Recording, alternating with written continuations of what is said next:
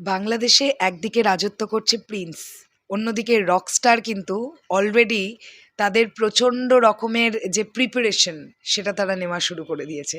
Preparation কেন বলছি? Preparation বা টেবল ওয়ার্ক এগুলো তো রকস্টার টিমের কমপ্লিট। তারা এখন ফ্লোরে, তারা মালয়েশিয়ায় শুটিংয়ে ব্যস্ত। আমার কাছে রকস্টারের কিছু সুন্দর সুন্দর আপডেট এসছে, যেগুলো ইনসাইডার আপডেট। আমি তোমাদেরকে এই ভিডিওতে এখন তোমাদের সঙ্গে শেয়ার করতে চাই। তাহলে চলো একদম দেরি না করে ভিডিওটা শুরু করা যাক।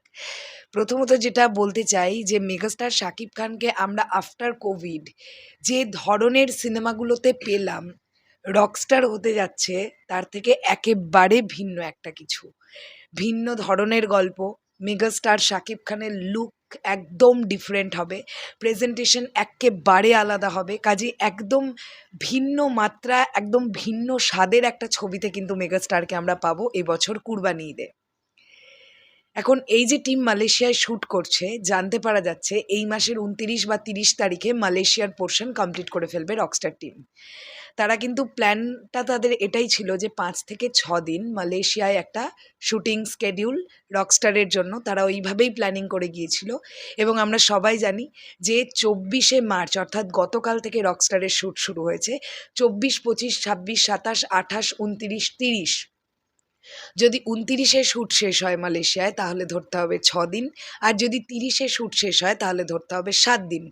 মোটমাট 6 থেকে 7 দিনের একটা স্কেডিউল নিয়ে রকস্টার টিম মালয়েশিয়ায় শ্যুট করছে, তারপরে কিন্তু শুটিং হবে বাংলাদেশে। এর পরবর্তীতে যে আপডেটটা পাচ্ছি সেটা হচ্ছে রকস্টার টিম এরই মধ্যে ভেরি রিসেন্টলি একটা ধামাকা আমাদের জন্য আনতে পারে, এরকম একটা আঁচ কিন্তু পাওয়া যাচ্ছে, এবং সেই ধামাকা হয়েও যেতে পারে আজ কালের মধ্যেই আসছে, হতেই পারে আজকেই সেই ধামাকা যে কোনো মুহূর্তে আসছে। এরকম একটা ইনসাইডার আপডেট আমি পেলাম। দেখো, সবসময় ইনসাইডার আপডেট যে 100% অথেন্টিক হয় এরকমটা নয়। আমার কাছে যখন আপডেটটা আসছে অনেক সময় এরকম হয় যে টিম তখন সেটা ডিসাইড করেছে, তার পরবর্তী মুহূর্তে হয়তো টিম অন্য রকমের কোনো সিদ্ধান্ত নিয়েছে। তো দেখা যাক আসে কি আসে না, আমি 100% শিওর করে তো বলবো না তোমাদের, বাট আজকালের মধ্যে রকস্টার টিমের তরফ থেকে একটা ধামাকা আসার কিন্তু তুমুল সম্ভাবনা দেখতে পাওয়া যাচ্ছে। প্রথম দিনের শুটিং আপডেটটা দিই তোমাদেরকে। গতকাল দারুণভাবে শ্যুট করেছে, প্রথম দিনের শ্যুট দারুণ হয়েছে রকস্টার টিমের, দুর্দান্ত। Megastar Shakib Khan again and again দুর্দান্ত শট দিয়েছেন। রকস্টার টিম অত্যন্ত হ্যাপি। রকস্টারের ডিরেক্টর আজমান রুশো, এটাও মেগাস্টার শাকিব খানকে নিয়ে তার প্রথম কাজ এবং প্রথম বড় পর্দার কাজ, তাও মেগাস্টার শাকিব খানকে নিয়ে। তাই ডেফিনেটলি আজমান রুশোর ওপরে একটা প্রেশার তো দিন শেষে গিয়ে কাজ করেই, কারণ মেগাস্টারকে ভালোভাবে উপস্থাপন করতে হবে। তো প্রথম দিনের শুটিং কিন্তু ভীষণই ভালো হয়েছে বলে জানতে পারা যাচ্ছে।